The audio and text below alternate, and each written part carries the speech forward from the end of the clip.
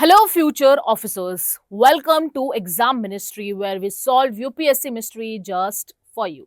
तो चलो let's get started. आज हम कुछ की 10 पॉइंट्स पढ़ने वाले हैं गवर्नमेंट ऑफ इंडिया एक्ट 1935 पे।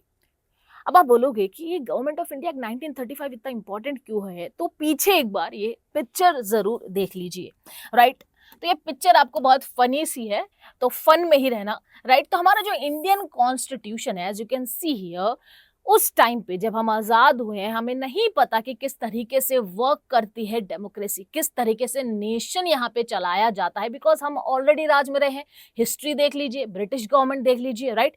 एंड दैट्स वाई ये नई चीज थी हमारे लिए, राइट। तो एक होता है कि बच्चा क्रॉल करता है, नई चीजें देखता है और फिर उसको उससे हम चीजें क्या करते हैं, अपने अंदर क्या करते हैं, इमिटेट भी करते हैं, साथ के साथ उसको अपनी लाइफ का पार्ट बनाते हैं कि अच्छा ये चीज यहाँ पे सही है, राइट। वैसे ही जब हम इंडियन कॉन्स्टिट्यूशन बना रहे थे, जो हमारी लॉ बुक थी, हमारी गाइडेंस थी, राइट, हमारी इंडिया की, राइट, तो उसको हमें क्या बनाने के लिए क्या चाहिए था, हमें यहाँ पे इंस्पिरेशन चाहिए थी। एंड दैट्स वाई हमने अदर कंट्रीज से तो इंस्पिरेशन ली ही ली, साथ के साथ गवर्नमेंट ऑफ इंडिया एक्ट 1935 से भी इंस्पिरेशन ली और एक तरीके से ये ब्लूप्रिंट की तरह काम करा हमारे कॉन्स्टिट्यूशन को बिल्ड करने के लिए, राइट। तो क्या क्या इसके की फीचर्स है गवर्नमेंट ऑफ इंडिया एक्ट 1935 के, 10 हम यहाँ पे पॉइंटर्स करेंगे और इस लेक्चर को यहाँ पे फिनिश करेंगे, राइट। तो फटाफट से देखते हैं गवर्नमेंट ऑफ इंडिया एक्ट 1935 के 10 कुछ पॉइंट्स जिसने हमारे इंडियन कॉन्स्टिट्यूशन को शेप किया, उसको ब्लूप्रिंट दी,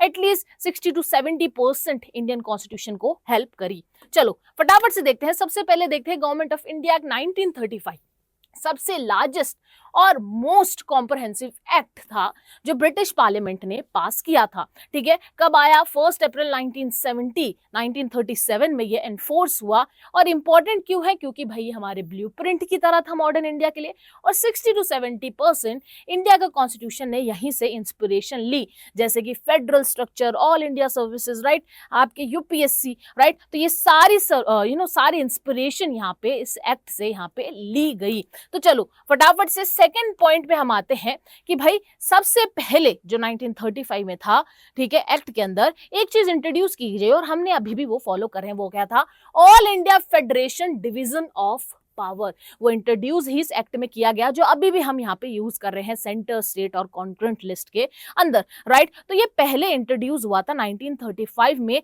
लेकिन ओनली ऑन पेपर्स, क्योंकि प्रिंसली स्टेट्स ने यहाँ पे क्या करा था? मना कर दिया था, didn't join it, and that's why सिर्फ ये पेपर में ही रहा, राइट। जैसे कि बोला भाई federal list, provincial list and concurrent list. Federal को बोला कि भाई आप यहाँ पे फॉरेन अफेयर्स वगैरह संभाल लीजिए, वॉर वगैरह संभाल लीजिए, है ना। फिर स्टेट को यहाँ पे बोला, 3 तरीके की लिस्ट यहाँ पे बनाई गई। क्या बनाई गई? 3 तरीके की यहाँ पे लिस्ट बनाई गई, ठीक है। फिर इसको बोला कि भाई पुलिस और हेल्थ संभाल लीजिए। फिर कॉन्करेंट में बोला कि भाई एजुकेशन, मैरिज वगैरह यहाँ पे डाल लीजिए, लेकिन ये सिर्फ पेपर में ही रहा, रियल में इंप्लीमेंट नहीं हो पाया, और यहाँ पे फर्स्ट टाइम इंट्रोड्यूस हुआ, याद रखना ये चीज। चलो नेक्स्ट चलते हैं। Abolish dyarchy in provinces and introduces provincial autonomy.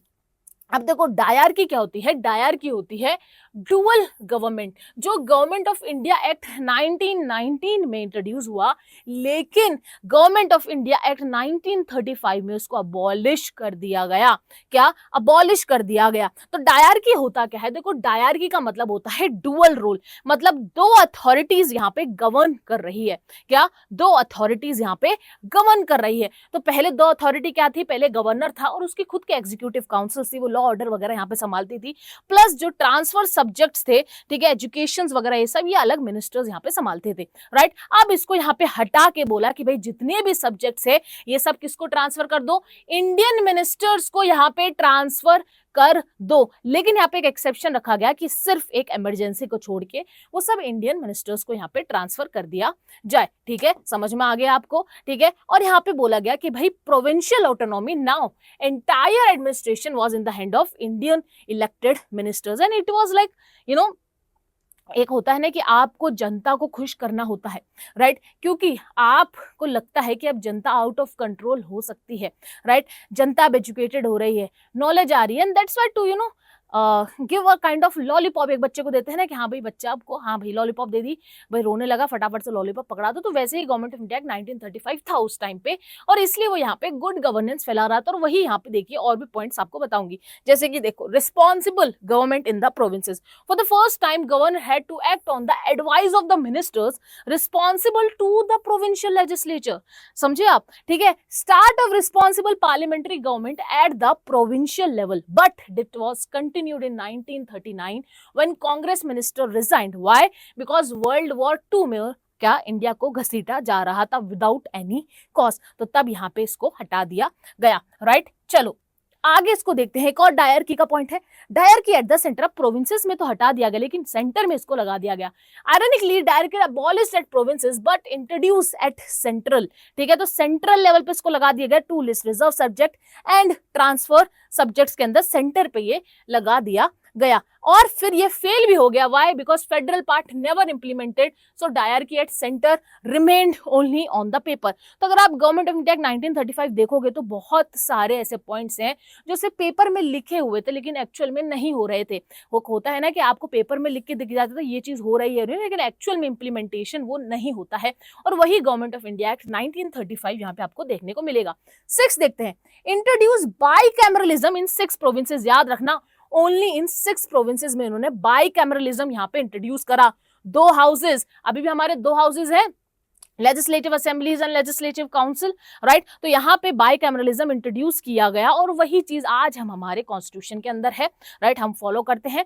Applies to 6 provinces, याद रख लो ये प्रोविंसेस के नाम, Bengal, Bombay, Madras, Bihar, Assam and United Provinces, right, समझ में आ गया। तो यहाँ पे 6 प्रोविंसेस के अंदर यहाँ पे इंट्रोड्यूस किया गया क्या, हमारा ये बाइकैमरलिज्म, याद रखना, ये पॉइंट्स याद करने वाले हैं।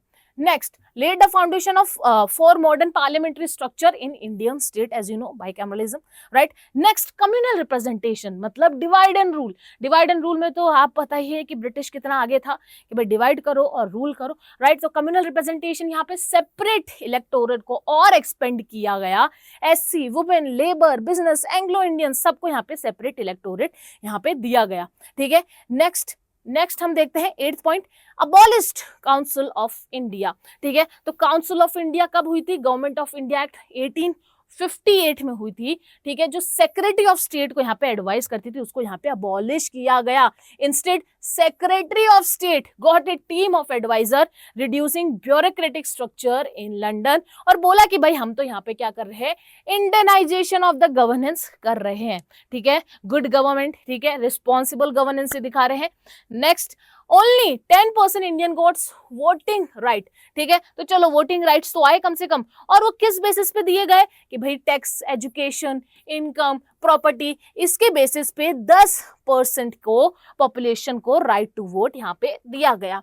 नेक्स्ट, एस्टेब्लिश की इंस्टीट्यूशन, ये इंपॉर्टेंट है, क्या क्या एस्टेब्लिश किया गया, reserve bank of India, federal public service commission, ठीक है, जो आपकी भी प्रोसिक्यूटर यूपीएससी की, federal court, first ever apex court of India, right, these institution ने सर्वाइव किया और वो अभी तक हमारे इंडिया में चल रहे हैं, and that's why became part of our constitutional structure, right. तो दीज आर द 10 पॉइंट जो आपको गवर्नमेंट ऑफ इंडिया एक्ट 1935 में याद रखनी है। इनमें से प्रीवियस ईयर में बहुत बार क्वेश्चंस आए हैं और जनरली बार बार आते रहेंगे, बिकॉज यूपीएससी को यहाँ पे फेवरेटिज्म की आदत है। नाउ अब मैं एक चीज स्टार्ट करने वाली हूं, जब भी हम ऐसे लेक्चर लेंगे तो एक तो करंट आता है और एक में पॉलिटी गवर्नेंस से रिलेटेड आपको कुछ पॉइंट्स यहाँ पे बताती हूँ। तो अब मैं आपके लिए ये क्वेश्चन यहाँ पे छोड़ के जा रही हूँ, and if you are a serious aspirant, you really want to become an officer, तो आप इस क्वेश्चन का आंसर जरूर करेंगे कमेंट सेक्शन में। तो क्वेश्चन यहाँ पे देख लीजिए, ये है आपका क्वेश्चन गवर्नमेंट ऑफ इंडिया 1935 पे, ठीक है, और आप इसका आंसर कमेंट सेक्शन में जरूर देना, ठीक है। ये जो पीपीटी है विद द आंसर आपको Telegram channel of exam ministry पे मिलेगी, but do answer in the comment section कि आप क्या समझते हो कि इस क्वेश्चन का आंसर क्या होने वाला है। तो चलो मिलते हैं आपसे नेक्स्ट लेक्चर में, बाय बाय, टेक केयर।